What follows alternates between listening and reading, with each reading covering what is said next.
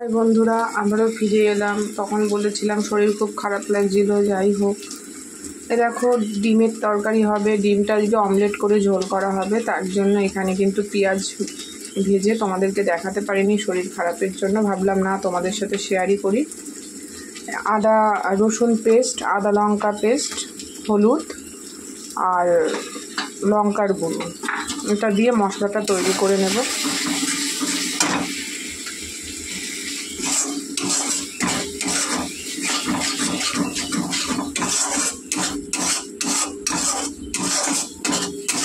শরীর খুবই খারাপ বন্ধু, ভালো লাগছে না, তোমাদের সাথে ঠিক মতন কোনো কিছু শেয়ার করতে পারছি না।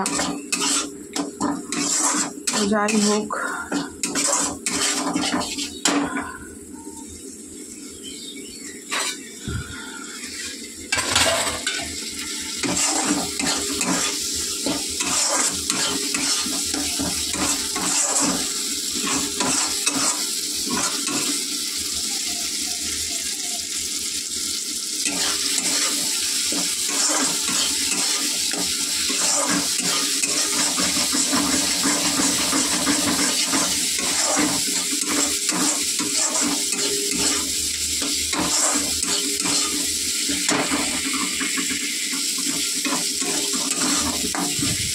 সামান্য একটু জল দিয়ে দেবো যাতে মশলাটা পুড়ে না যায়।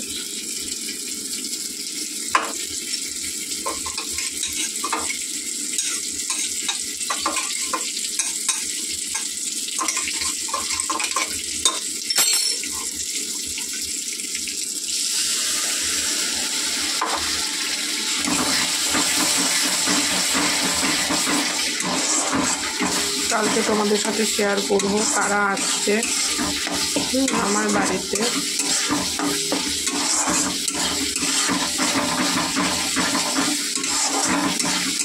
আমার আপনজনই বলতে পারো আসছে। দেখো বন্ধুরা, আমি কিন্তু অনেক তেল কম করে রান্না করছি।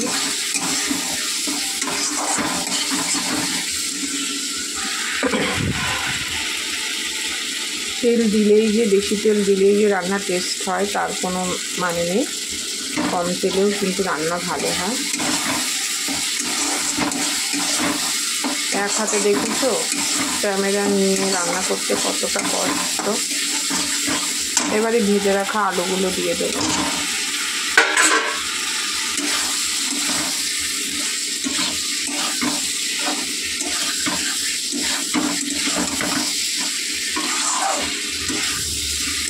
আর এই সাইডের ডিমের অমলেটটা ভাজা হবে। এটা কষিয়ে জল দিয়ে দেবো, কারণ ফোটার পর তো অমলেটগুলো ঝোলে দেওয়া হবে।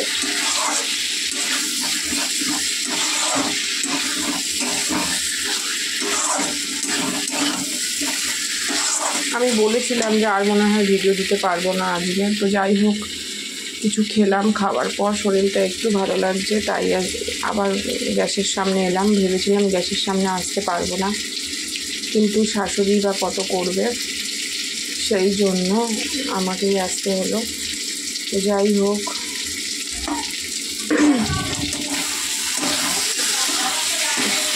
এবার এটাকে একটু জল দিয়ে ঢাকা দিয়ে দেবো যাতে আলুটা সেদ্ধ হয়ে যায়। তারপরে তোমাদের একদম রান্নার শেষে কী কী রান্না হলো তোমাদেরকে দেখাবো।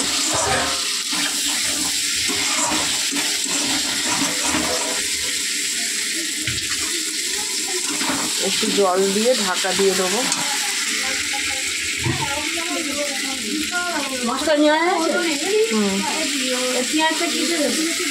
অমলেটের জন্য আমি